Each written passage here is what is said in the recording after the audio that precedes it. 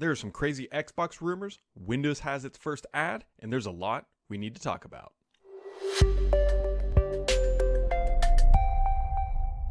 Happy Saturday, friends, and I'm going to need to update this thing down here that just popped out below me for those on audio. That's the little lower third, as they call them. I need to update that, and so we will eventually do that when I don't feel like being lazy. Anyways, it was a crazy week. My first week in the new role, which we'll have some, I just didn't have time on Friday to record this. Although going forward, I should have more time on Fridays, but just onboarding stuff, it took some time. And here we are, Saturday morning. But it has been a week, my friends. It has been a week of, there's genuinely good stuff. There were some absolutely absurd Xbox rumors and genuine news that came out that's really good stuff. And just a lot that went on in a week. In August, people were saying it's coming kind of quiet. I'm like, just wait until September. It's going to gear up. I mean, we have next week, we have an Apple event. Week after that, I believe the week after that is the Surface event. And so there's probably maybe a Google event in there. Sometimes typically they have stuff in the fall. And so we're running headfirst into just a lot of news. So let's dive in. This week, Microsoft debuted their first Windows 11 ad. Now, this is a sort of like a concept nebulous ad at the end of the day, because it wasn't really showing off per se Windows 11. It was really introducing the idea of Windows 11, and unlike the Xbox ones, there was no sad dog. It's different. It's not necessarily for me, but at the same time, I'm already, and everybody listening to this is already well aware of Windows 11, and so that ad is attempting to accomplish just that hey, Windows 11 is coming, and you should be aware. And so it's more honestly targeted at people like my parents, or just people who don't pay attention to the world of technology. And so I don't dislike it. It's not my cup of tea, but there it is.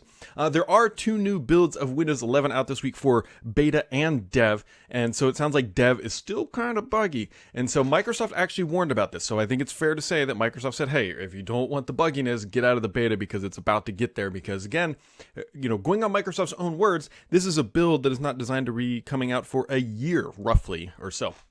So keep that in mind. I am currently running the dev, which is on actually my primary boxes now. This is running beta, or this is running dev. Gosh, I screwed that up. This right here is running dev. Beta is when I'm running on everything else. So beta is more stable. Dev is kind of crazy. I wish they did call them alpha and beta, keep my life easy. Regardless of my ramblings, there are 2 new builds. Nothing major really in either of those releases, but there is a new update coming for Windows 11 that is not, ironically, in either one of these. It's an update to the Photos app. Panos Panay once again tweeted it out and Instagrammed it, and they put it out there. But the Photos app, much like many of the other inbox applications, is now being updated, and that is actually rolling out. So if you've looked at Photos and said, I want Photos to be better, Photos is going to get better. Not in any dramatic way. It's not going to be like a Paint 3D sort of overhaul, but it is coming out. Microsoft also acknowledged this week that there's a new Office file-based attack. There are attacks just coming left, right, front, and center. Security is going to be an evergreen topic for all of time, and it seems like things are only getting more complex unless you're a printer, and printers are always bad, and printers continue to be a pain in the butt. But just keep that in mind. More interestingly, Microsoft did buy a web-based clip editing or video editing service. Really interesting stuff here, mostly because I hope that it comes to Xbox one day and allows, overhauls that clip editing experience. Also, there were a lot of jokes like Windows Movie Maker is back. Yes, well, this video editing tool that they bought, which is sort of a collaborative web-based tool, is interesting, and I'm curious to see if there's going to be any consumer applications. Now, on the enterprise side, there's absolutely use cases, because you can actually record a lot of video, right? Through Teams, you can record meetings. They have a lot of different live venue events, or tools, I should say. And so being able to easily edit this stuff in the browser is going to be a big deal. And I think that's probably why Microsoft bought it, for all of that type of tooling and making it easier. And so just be on the lookout for that. I don't know if it's ever going to come to Xbox. That's sort of just a pipe dream at the end of the day. Microsoft also had a very classic naming. They love to screw with names, because why not? They're overhauling Microsoft News and calling it Microsoft Start, because not enough people are confused with the Start button and everything else. Although somebody did point out an interesting thing, that it hasn't said Start since, I believe, Windows XP, but I think we all call it the Start button. I don't know. That's just me personally. Anyways, it's called Microsoft Start. It's effectively Microsoft News in a new coat of paint. It also kind of looks widgety-like, and if that's your thing. I don't use Microsoft News, and I honestly probably won't use Microsoft Start. And until the widgets become more customizable and usable, I probably won't be using the widgets that are in Windows 11 either, because again, you can't put them on the desktop, which is where I actually want them. I think the biggest downfall to Microsoft's widgets is that you have to open up something else. I like things to be passively consumed, meaning like, hey, all my windows are closed, and look, there's the headlines, there's my stock portfolio, or whatever. Anyways, I'm sure some people love the widget stuff, but it's just not for me, and it's more befuddling that Microsoft doesn't have an API available to build the third-party widgets, because Microsoft and APIs are like bread and butter at the end of the day.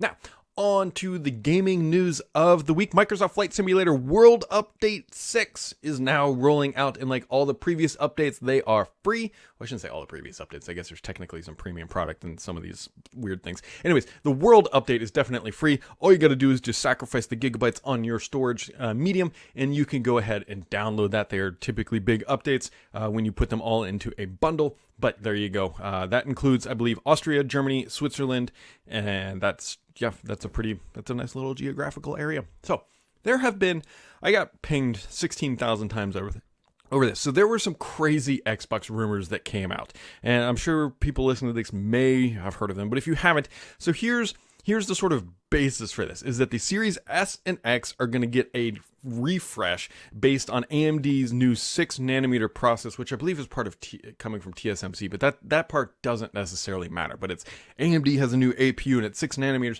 which absolutely means that the Xbox Series S and X are getting a refresh. Now, this one's weird. So let's wind back the clock.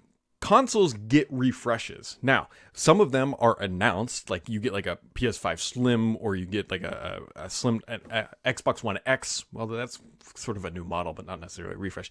Either way, console refreshes happen. A lot of times, we don't even know that they happen because they're things under the hood. Quite literally just what happened with the PlayStation 5 and the heatsink. Microsoft has had multiple iterations of the Xbox One where they've refined the board, making it cheaper and easier to manufacture, meaning reducing their cost, which is eventually how they reduce the price of the console because economies of scale, and they also get smarter and technology improves. We know that narrative. So, are there Xbox Series S and X refreshes coming? Yes, I know that for a fact that Microsoft is working actively to optimize their production lines. That is a given. Now, is this going to result in increased performance and different pricing? That I am not so sure about, because the narrative doesn't make sense right now.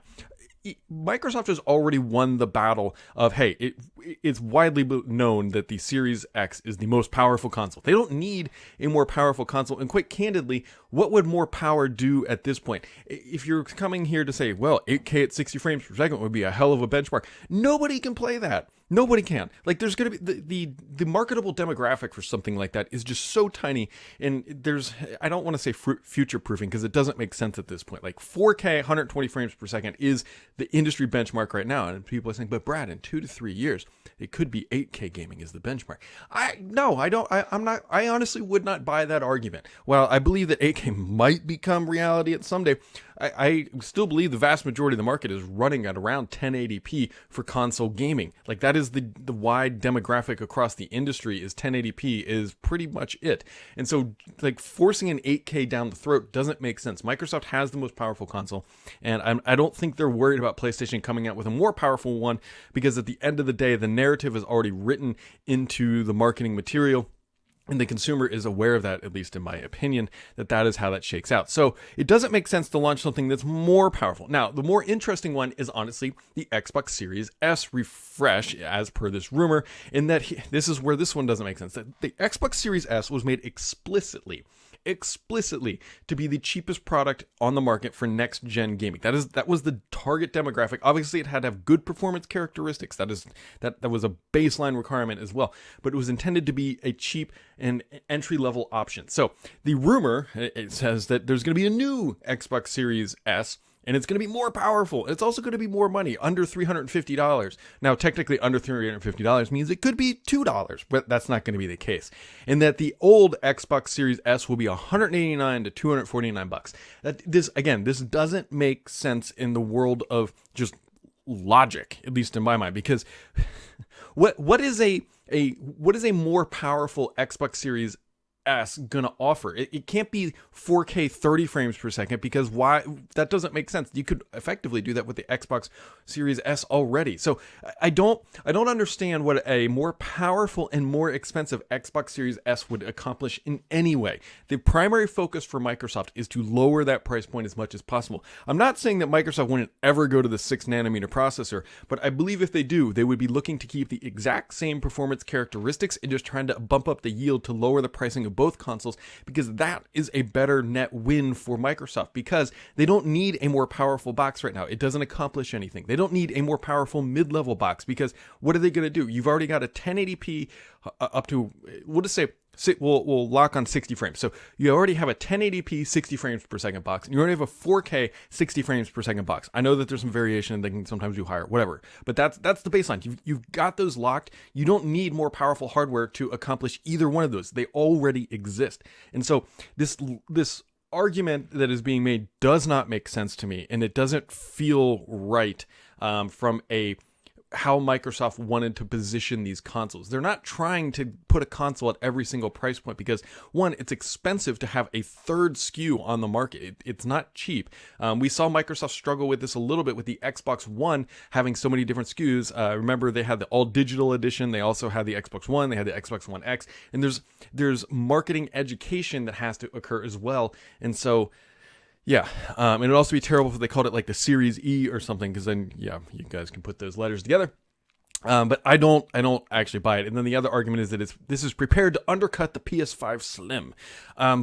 We don't know what the PS5 Slim is, and Sony, you got to remember, Sony only has one performance characteristic between all of its consoles right now. It's the PS5 with a disc or without. There's not two different variable SKUs. If anything, it would make sense for Sony to come out with a lower priced box that has lower performance characteristics than a higher priced one. And if that is even true, Microsoft is already out into the market with a product, and again, they could get more aggressive on the pricing because they have multiple pricing models or business models to keep people informed and educated and honestly spending money, namely through Xbox Game Pass. So, and then the final bit of the information is Xbox Series S refresh comes for 2023 or later. Well, obviously, like, I can predict, I was like, hey, there's going to be an Xbox Series X refresh, and just leave it open-ended like that for all of eternity. And eventually there will be a refresh, either internal or physically, and Microsoft says nothing about it, or we actually see some sort of difference.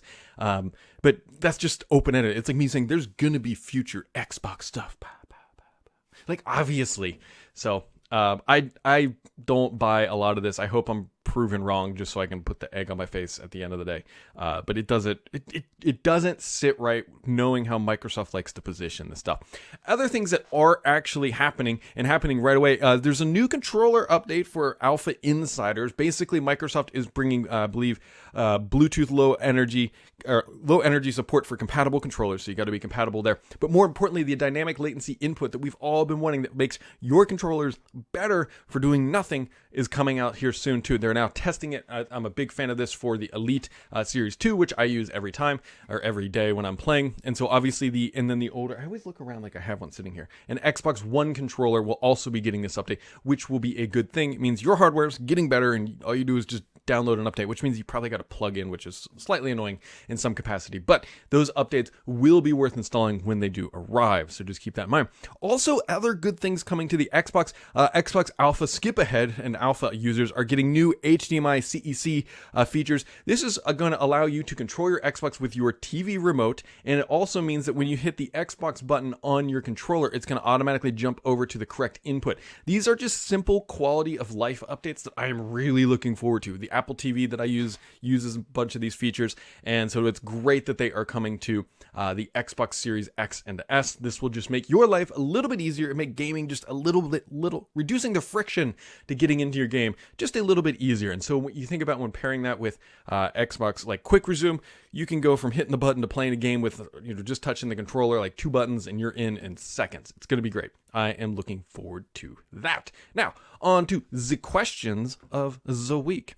Which is always my favorite part. HRLNGRV says, how's Michigan? So I was in Michigan all last week, onboarding at Stardock. It was great. The roads are terrible. I say that from somebody from Ohio who I thought we had bad roads until I went to Michigan, and roads were not great. But drove the Tesla, it was great. Only can do it in one stop. Had a lot of fun. Drowning in complexity and absorbing everything that's going on. But honestly, I had a lot of fun. Michael says, is there a reason the Pentium Gold 4425Y is acceptable for Windows 11 and the 4415Y is somehow not? And Usman's got it right. One is 7th gen and the other is 8th gen. And as we all know, Microsoft doesn't like 7th gen stuff unless it's in their own products and then Surface Studio, and then they will make it work for those guys only. Confused Geek says, so was the Halo Elite controller in warehouses last year, and that's why there's no Elite Controller 3 this year? That's from Felipe.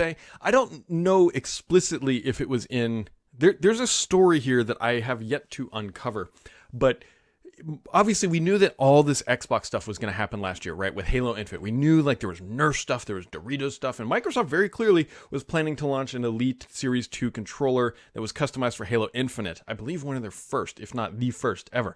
And what I don't know is, was that controller available, like built last year and then has just been sitting, or did they actually start making it this year to launch with the game?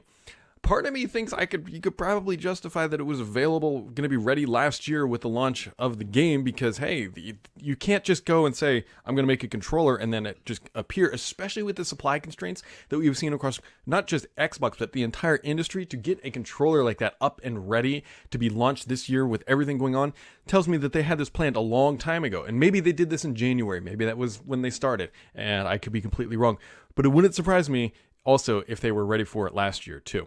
Shark47 says, do you see yourself buying a new Surface this year? As I noted, Microsoft Surface event is coming up here in a couple weeks, about 2 weeks, give or take. I think there's a big maybe. This is the Surface Book 3 right here that I use every time I'm podcasting, and I like this machine. I do like this machine. I also use a Surface Laptop 4 as my daily sort of driver, and so far daily driver for a laptop, and it works quite well. So I don't have like a strong desire, but I know that they're going to come out with something and I'm like, ooh. And so I don't know. I'm not, I don't have any plans to buy a Surface Pro, whatever the new generation Surface Pro 8 is going to be, even though it will look great. It's still, I don't think I'm going to buy one. And then Mad Finest says, with this week's builds of Windows 11, it is clear we are back to the half-complete measures of Windows 10. So much for the clean refresh. Why will they finish this one completely? So there's definitely some bugs and wonkiness going on between the Windows 11 builds. I will say that starting my new role, I have a much more intimate, 1 weekend, obviously, look at what is going on with Windows behind the curtains a little bit, just because we start our build software that customizes the OS and things that are going on. And so they've done some interesting stuff to get Windows 11 to the point of where it is today. Maybe we'll talk about that here in a little bit. But I think they will get the baseline build out, but there's still going to be a bunch of things missing, mainly like context menus on the taskbar just still aren't great. You can't move the taskbar to the top of the screen, which doesn't sound like a big deal unless you're one of those people that uses it at the top of the screen, and then Windows 11 just kind of makes that not possible. I suspect that they will eventually bring that to Windows 11, but obviously based on what Microsoft just told us, cross your fingers that they keep hold true to their word, that won't happen for a year at minimum. So if you really like moving your taskbar around, it doesn't appear like you're going to be able to do that from launch. So anyways, there you go, guys. Crazy week, crazy week. Like just personally, just in the world of Microsoft, we are ramping up into some big holiday stuff.